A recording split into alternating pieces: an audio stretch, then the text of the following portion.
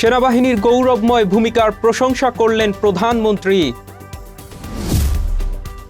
স্থানীয় সরকার নির্বাচন অক্টোবরে শুরু, তথ্য উপদেষ্টা। স্বস্তির বৃষ্টিতে চরম অস্বস্তি, বন্যায় ভাসছে নিউ ইয়র্ক, নিউ জার্সি। স্বাগত জানাচ্ছি আশা হোম কেয়ার প্রাইম নিউজ আয়োজনে। আপনাদের সাথে আছি আমি হাবিবুর রহমান। এতক্ষণ শিরোনাম দেখছিলেন, এবারে বিস্তারিত। ছোটবেলায় আমাকে রেখে মা যখন কাজে যেতেন তখন তার দুশ্চিন্তার শেষ ছিল না, আর এখন আমার সেই অবস্থা। চিন্তা নেই, আপনার পাশে আছে আশা লেক্সা। বিশ্বের সবচেয়ে গুরুত্বপূর্ণ সামুদ্রিক পথগুলোর একটি হরমুজ প্রণালী। বিশ্বের মোট তেল ও গ্যাস বাণিজ্যের 1/5 এই পথ দিয়েই চলাচল করে। আর সেই প্রণালীতেই মঙ্গলবার ভোরে আবার জ্বলে উঠেছে যুদ্ধের আগুন। একটি তরলীকৃত প্রাকৃতিক গ্যাস ট্যাঙ্কারে ক্ষেপণাস্ত্রের আঘাত হেনেছে। হরমুজের নিয়ন্ত্রণ নিয়ে মার্কিন ইরান উত্তেজনার মধ্যে এই হামলার পরিস্থিতিকে আরও জটিল করে তুলেছে। বিস্তারিত আন্তর্জাতিক ডেস্ক রিপোর্টে। যুক্তরাজ্যের সামরিক সংস্থা ইউকেএমটিও জানিয়েছে, মঙ্গলবার ভোরে ওমানের লিমাহ উপকূলের কাছে হরমুজ প্রণালীতে একটি ট্যাঙ্কারের বাম পাশে ক্ষেপণাস্ত্র আঘাত হানে। জাহাজটি তখন প্রণালী থেকে দক্ষিণ দিকে ওমান উপসাগরের দিকে যাওয়ার চেষ্টা করছিল। মার্কিন সংবাদ মাধ্যম এক্সিওসকে দুজন মার্কিন কর্মকর্তা বেনামে জানিয়েছেন, ইরানের সামরিক বাহিনী প্রণালী অতিক্রমকারী বাণিজ্যিক জাহাজগুলোয় কমপক্ষে 2টি ক্ষেপণাস্ত্র নিক্ষেপ করেছে। দ্বিতীয় একটি জাহাজও আঘাতপ্রাপ্ত হয়েছে এবং 2টি জাহাজেই ব্যাপক ক্ষতি হয়েছে। ইরানের রাষ্ট্রীয় টেলিভিশন দাবি করেছে, সতর্কবার্তা উপেক্ষা করে জাহাজটি চলাচল করছিল। তবে তেহরান সরাসরি হামলার দায় স্বীকার করেনি। ইউকেএমটিও জানিয়েছে, এখন পর্যন্ত কোনো হতাহতের খবর নেই এবং পরিবেশগত কোনো ক্ষতিরও তথ্য পাওয়া যায়নি। তেহরান ভিত্তিক বিশ্লেষক হোসেন রোয়াভারান আল জাজিরাকে বলেছেন, জাহাজটি হয়তো এমন এলাকায় প্রবেশ করেছিল যেখানে ইরানি দল মাইন পরিষ্কারের কাজ করছিল। তার মতে, ওমানের কাছাকাছি ওই এলাকা মাইনে পরিপূর্ণ থাকতে পারে এবং জাহাজের গতিবিধি ইরানি দলের জন্য হুমকি হিসেবে বিবেচিত হয়েছে। ইরান বারবার ঘোষণা করেছে, তাদের অনুমোদিত রুট ছাড়া হরমুজ প্রণালীতে চলাচল নিরাপদ নয়। ওমানে উপকূল ঘেঁষে বিকল্প রুটে চলাচলকারী জাহাজগুলোতে ইরানের হামলার অভিযোগ আগেও উঠেছে। এই উত্তেজনার মধ্যে মার্কিন ইরান স্থায়ী শান্তি আলোচনাও থমকে আছে। ইরানের সাবেক সর্বোচ্চ নেতা আয়াতুল্লাহ আলী খামেনির দাফন সম্পন্ন হওয়া না পর্যন্ত আলোচনা পুনরায় শুরু হওয়ার সম্ভাবনা নেই। মঙ্গলবার খামেনির মরদেহ শিয়া ধর্মীয় শহর কুমে নেওয়া হয়েছে। ATV USA international desk. ভোরের আলো তখনও পুরোপুরি ফোটেনি, বাইরে ঝিরঝিরে বৃষ্টি। প্রতিদিনের মতোই ব্যস্ততা আর চিরচেনা আড্ডায় মুখর ছিল নিউ ইয়র্কের ওজন পার্কের পরিচিত বাংলাদেশি রেস্টুরেন্ট বৈঠকখানা। 24 ঘন্টা খোলা থাকা এই রেস্টুরেন্টটি প্রবাসী বাংলাদেশিদের কাছে কেবল খাওয়ার জায়গা নয়, যেন ঘরের বাইরে এক টুকরো চেনা আপন আঙ্গিনা। কিন্তু আজ ভোরে সেই চেনা প্রশান্তি রূপ নিয়েছিল চরম আতঙ্কে। অল্পের জন্য এক বড় বিপর্যয় থেকে রক্ষা পেয়েছে রেস্টুরেন্টটি। আর এর নেপথ্যে রয়েছে কয়েকজন সাধারণ কর্মীর অসাধারণ সাহসিকতা ও তাৎক্ষণিক বুদ্ধিমত্তা। ভোরের আলো তখনও পুরোপুরি ফোটেনি, বাইরে ঝিরিঝিরি বৃষ্টি। প্রতিদিনের মতোই ব্যস্ততা আর চেনা আড্ডায় মুখর ছিল নিউ ইয়র্কের ওজন পার্কের পরিচিত বাংলাদেশি রেস্টুরেন্ট বৈঠকখানা। 24 ঘন্টা খোলা থাকা এই রেস্টুরেন্টটি প্রবাসী বাংলাদেশিদের কাছে কেবল খাবার জায়গা নয়, যেন ঘরের বাইরের এক টুকরো চেনা আপন আঙ্গিনা। কিন্তু আজ ভোরে সেই চেনা প্রশান্তি রূপ নিয়েছিল চরম আতঙ্কে। অল্পের জন্য এক বড় বিপর্যয় থেকে রক্ষা পেয়েছে রেস্টুরেন্ট, আর এর নেপথ্যে রয়েছে কয়েকজন সাধারণ কর্মীর অসাধারণ সাহসিকতা ও তাৎক্ষণিক বুদ্ধিমত্তা। ভোর রাতে যখন বাইরে বৃষ্টি পড়ছিল, ঠিক তখনই রেইনকোট আর মুখাবরণে নিজেকে লুকিয়ে রেস্টুরেন্টের সামনে এসে দাঁড়ায় এক অজ্ঞাত পরিচয় ব্যক্তি। সিসিটিভি ফুটেজে দেখা যায়, অত্যন্ত ঠান্ডা মাথায় রেস্টুরেন্টের দরজাটি খোলে সে। এরপর হাতের জ্বলন্ত একটি ডিভাইস ভেতরের দিকে ছুঁড়ে মেরেই চোখের পলকে অন্ধকারে মিলিয়ে যায়। ভেতরে তখনও উপস্থিত ছিলেন বেশ কয়েকজন কর্মী ও গ্রাহক। হঠাৎ জ্বলন্ত বস্তুটি ভেতরে পড়তে দেখে মুহূর্তের জন্য থমকে গিয়েছিল চারপাশ। যে কোনো সাধারণ মানুষ এমন পরিস্থিতিতে দিকবিদিক জ্ঞান হারিয়ে ছুটে পালাতো, কিন্তু বৈঠকখানার কর্মীরা তা করেননি। নিজেদের জীবনের ঝুঁকি উপেক্ষা করে ভেতরে থাকা মানুষদের সুরক্ষাকে প্রাধান্য দিয়ে তারা সঙ্গে সঙ্গে আগুন নেভানোর কাজে ঝাঁপিয়ে পড়ে। ঘটনার খবর পেয়ে দ্রুত এলাকায় পৌঁছায় নিউ ইয়র্ক পুলিশ এনওয়াইপিডির বিশাল বহর। নিরাপত্তার স্বার্থে পুরো এলাকাটি তাৎক্ষণিকভাবে ঘিরে ফেলা হয়। পুলিশের বিশেষায়িত ও বোমা নিয়ন্ত্রণকরণ ইউনিট ঘটনাস্থল থেকে আলামত সহ সেই ডিভাইসটি উদ্ধার করে পরীক্ষার জন্য ল্যাবে পাঠিয়েছে। পুলিশ প্রাথমিকভাবে এটিকে একটি বোমা সদৃশ্য ডিভাইস হিসেবে বর্ণনা করেছে, তবে এটি কোনো পরিকল্পিত হামলা নাকি অন্য কোনো উদ্দেশ্যে করা হয়েছে তা এখনো নিশ্চিত নয়। প্রবাসী বাংলাদেশিদের মালিকানাধীন এই রেস্টুরেন্টে এমন ঘটনায় ওজন পার্কের বাংলাদেশি কমিউনিটির মধ্যে কিছুটা উদ্বেগ ও উৎকণ্ঠা ছড়িয়ে পড়েছে। তবে এই বিপদের মুখে রেস্টুরেন্ট কর্মীদের সাহসিকতা ও একতা সবাইকে অনুপ্রাণিত করেছে। ঘটনার পর থেকে স্থানীয় প্রবাসীরা বৈঠকখানার পাশে এসে দাঁড়াচ্ছেন, খোঁজ নিচ্ছেন কর্মীদের। আতঙ্ক কাটিয়ে আবারও চেনা ছন্দে ফেরার চেষ্টা করছে ওজন পার্কের বৈঠকখানা। সাইম শুভ, এটিভি ইউএসএ, নিউ ইয়র্ক।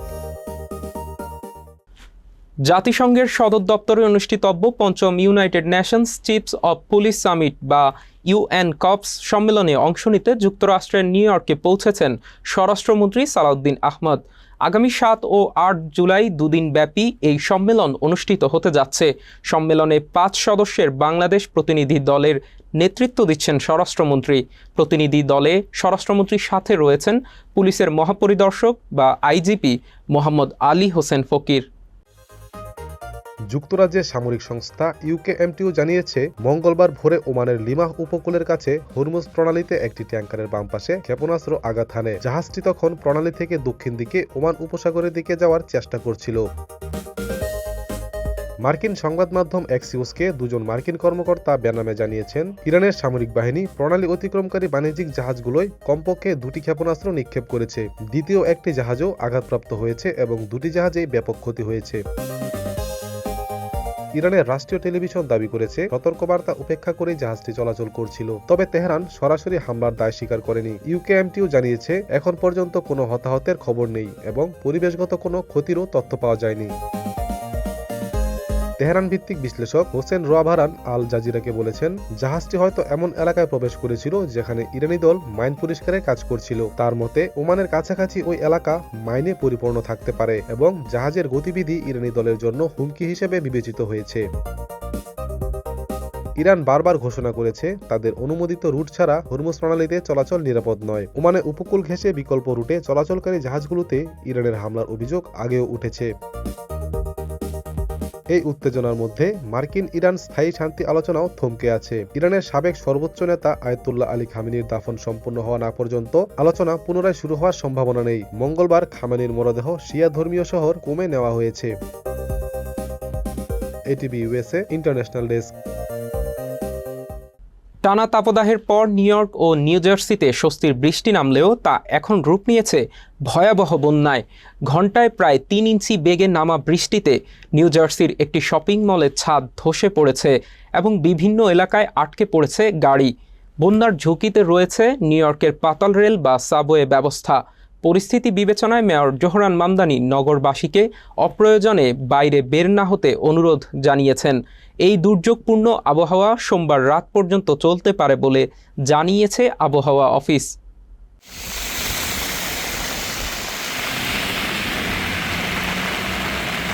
টানা কয়েকদিনের তীব্র তাপদাহের পর নিউ ইয়র্ক ও আশপাশের এলাকায় নেমেছে বহুল কাঙ্ক্ষিত বৃষ্টি। তবে যে বৃষ্টিতে স্বস্তি ফেরার কথা ছিল তাই এখন রূপ নিয়েছে তীব্র দুর্যোগে। মুষলধারে নামা এই বৃষ্টির কারণে নিউ ইয়র্ক, নিউ জার্সি ও লং আইল্যান্ড জুড়ে এখন চরম বন্যা পরিস্থিতি তৈরি হয়েছে। আবহাওয়া অফিস জানিয়েছে, কোনো কোনো এলাকায় ঘন্টায় প্রায় 3 ইঞ্চি পর্যন্ত বৃষ্টিপাত হচ্ছে, যার ফলে জনজীবন পুরোপুরি বিপর্যস্ত।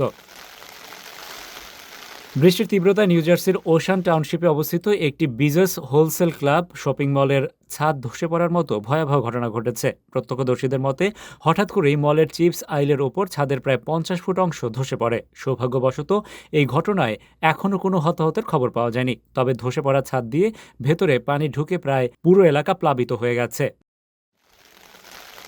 এছাড়া জার্সি শোর সহ বিভিন্ন উপকূলীয় এলাকায় আকস্মিক বন্যায় অসংখ্য গাড়ি আটকে পড়েছে এবং অনেক জায়গায় পানিবন্দী মানুষকে উদ্ধারে রেস্কিউ টিম কাজ করছে। এদিকে পরিস্থিতির ভয়াবহতা বিবেচনায় নিউ ইয়র্কের মেয়র জোহরান মামদানি নগরবাসীকে সতর্ক থাকার আহ্বান জানিয়েছেন। তিনি প্রয়োজন ছাড়া বাইরে বের না হওয়ার এবং যাতায়াতের ক্ষেত্রে বাড়তি সময় হাতে রাখার পরামর্শ দিয়েছেন। নিউ ইয়র্কের পাতাল রেল বা সাবওয়ে সিস্টেম ঘন্টায় 2.25 ইঞ্চি পর্যন্ত পানি নিষ্কাশন করতে সক্ষম হলেও বৃষ্টির বেগ 2 ইঞ্চি ছাড়িয়ে যাওয়ায় সাবওয়ে লাইনেও বন্যার সংখ্যা দেখা দিয়েছে। আবহাওয়াবিদদের মতে, সোমবার রাত পর্যন্ত এই দুর্যোগপূর্ণ আবহাওয়া বজায় থাকতে পারে এবং কিছু কিছু এলাকায় মোট বৃষ্টির পরিমাণ 4 ইঞ্চি ছাড়িয়ে যেতে পারে। গত কয়েকদিনের ঝড় বৃষ্টির কারণে উপচে পড়া গাছের ডালপালা ও ময়লা জমে ড্রেনগুলো বন্ধ হয়ে যাওয়ায় বন্যা পরিস্থিতি আরও জটিল আকার ধারণ করেছে। স্থানীয় প্রশাসন সবাইকে সর্বোচ্চ সতর্ক থাকার এবং বন্যার পানি মারিয়ে গাড়ি না চালানোর অনুরোধ জানিয়েছেন। Rashed Bappi, ATV USA, new York, যুক্তরাষ্ট্র। এবার ছোট্ট একটা বিরতি নিচ্ছি, ফিরে এসে থাকছে। সরকারি হাসপাতালে ডিসেম্বর পর্যন্ত বিনামূল্যে ডেঙ্গু পরীক্ষা। ব্যস্ততার কারণে বাবা মার সঠিক যত্ন নিতে পারছিলাম না। তারপর সন্ধান পেলাম আশা হোম কেয়ারে। আশা হোম কেয়ার, ভালোবাসার পরশে প্রবীণদের পাশে।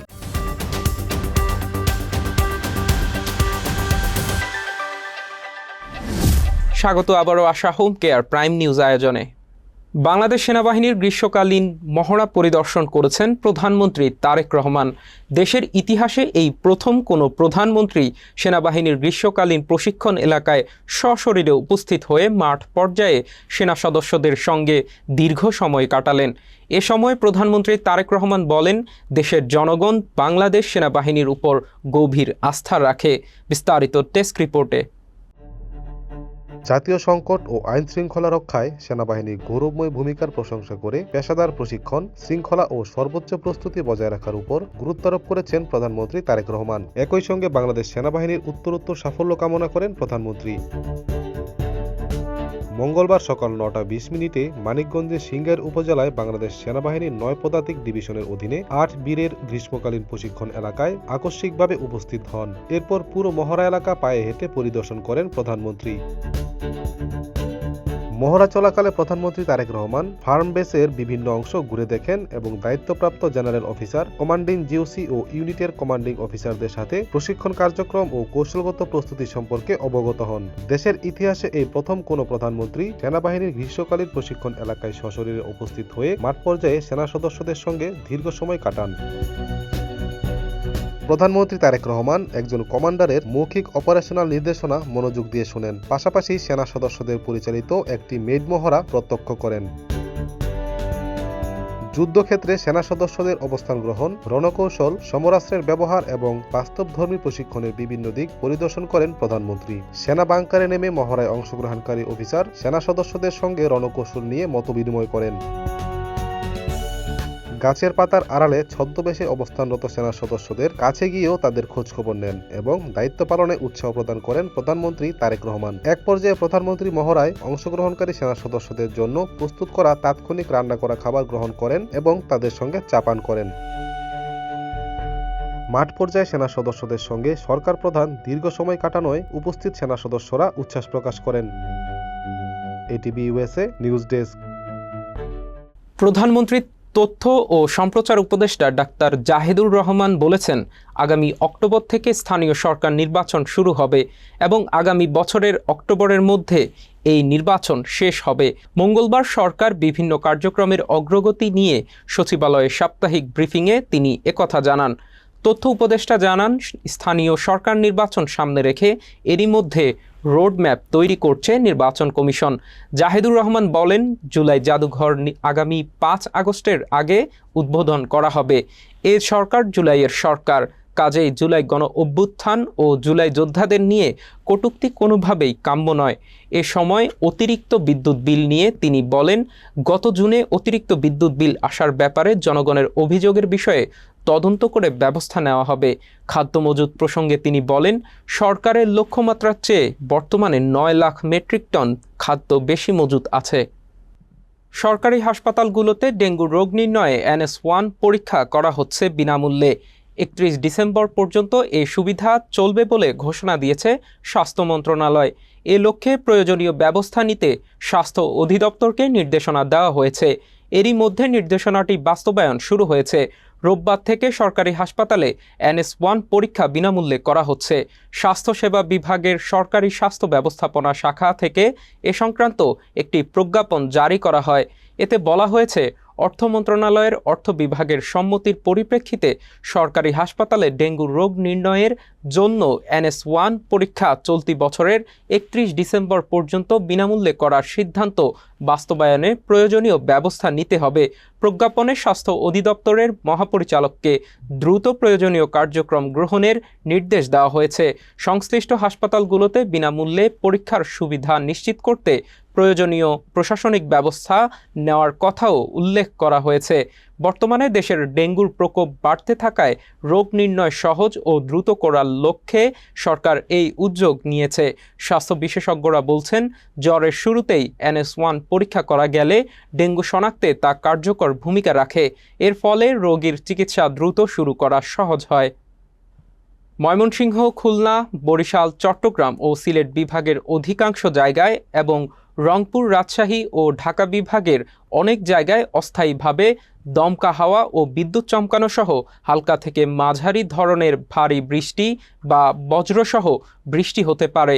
মঙ্গলবার সকাল 9টা থেকে পরবর্তী 24 ঘন্টার আবহাওয়ার পূর্বাভাসে এ তথ্য জানানো হয়েছে। পাশাপাশি খুলনা, বরিশাল, চট্টগ্রাম ও সিলেট বিভাগের কোথাও কোথাও ভারী থেকে অতি ভারী বর্ষণ হতে পারে বলে জানা গেছে। এছাড়াও সারা দেশে দিন এবং রাতের তাপমাত্রা প্রায় অপরিবর্তিত থাকতে পারে। আবহাওয়ার সিনটিক অবস্থা সম্পর্কে বলা হয়েছে, দক্ষিণ ঝাড়খণ্ড ও তৎসংলগ্ন উড়িষ্যা এলাকায় অবস্থানরত মৌসুমি স্থল নিম্নচাপটি উত্তর পশ্চিম দিকে অগ্রসর ও দুর্বল হয়ে পূর্ব মধ্যপ্রদেশ ও তৎসংলগ্ন এলাকায় অবস্থান করছে। এটি আরও পশ্চিম উত্তর পশ্চিম দিকে অগ্রসর হয়ে ক্রমান্বয়ে দুর্বল হয়ে যেতে পারে। এর প্রভাবে উত্তর বঙ্গোপসাগর ও তৎসংলগ্ন এলাকায় বায়ুচাপের তারতম্যের আধিক্য বিরাজ করছে। মৌসুমি বায়ুর বর্ধিতাংশের অক্ষ রাজস্থান, উত্তরপ্রদেশ, মধ্যপ্রদেশ, সুস্পষ্ট লঘুচাপের কেন্দ্রস্থল পশ্চিমবঙ্গ ও বাংলাদেশের দক্ষিণাঞ্চল হয়ে আসাম পর্যন্ত বিস্তৃত রয়েছে।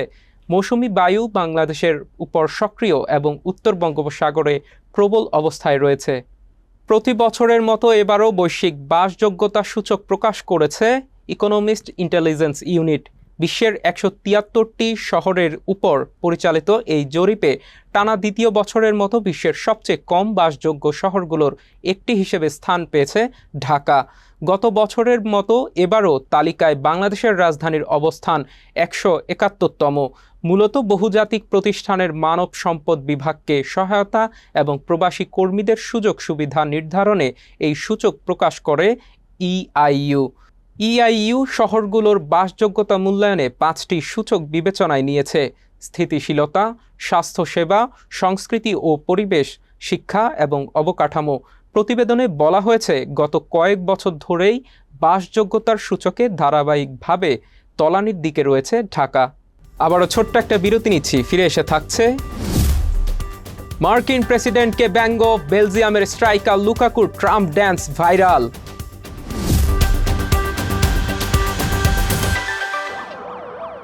আমি যদি মিথ্যে বলতাম তাহলে আমার ছেলেটা কি শিখত? বাবা সব সময় সাদাকে সাদা এবং কালোকে কালো বলি। সাপ্তাহিক সাদা কালো, আমরা সাদাকে সাদা, কালোকে কালো বলি।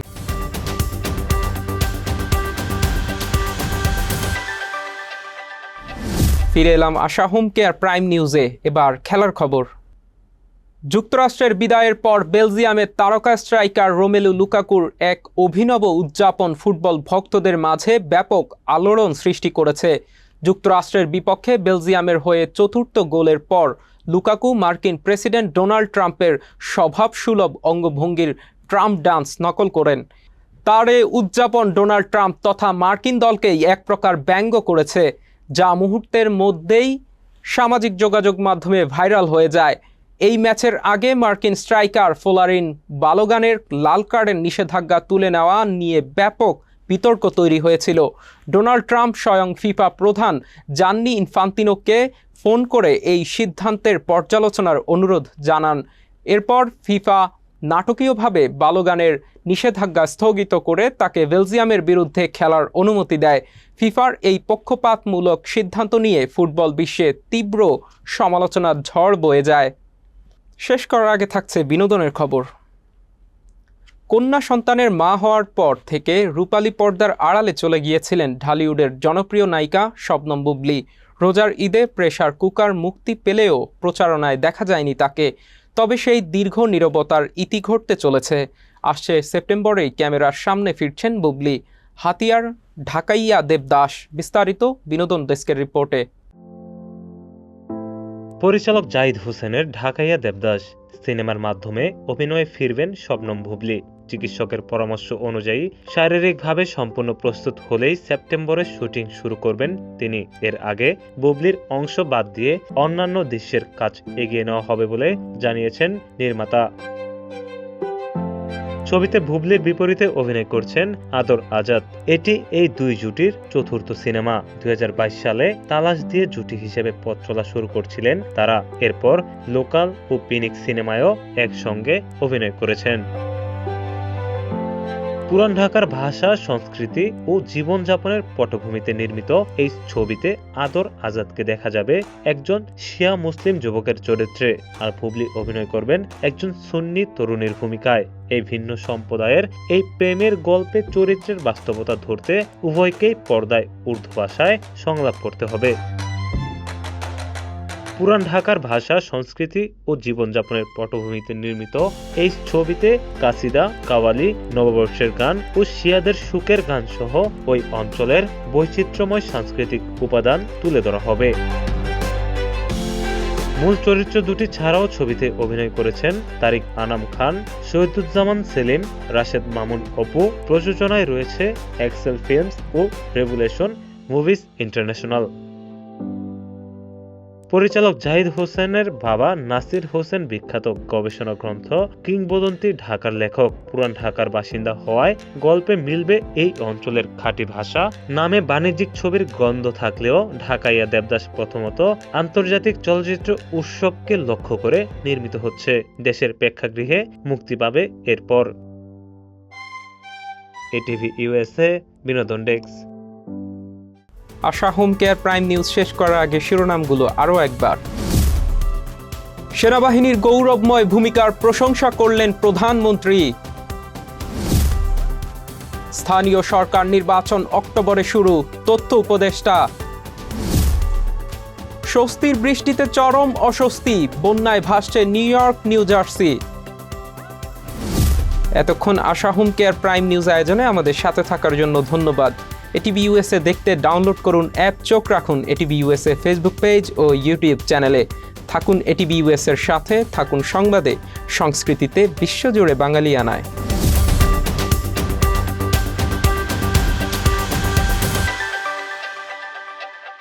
এটিভি ইউএসএ, বিশ্বজুড়ে বাঙালিয়ানা।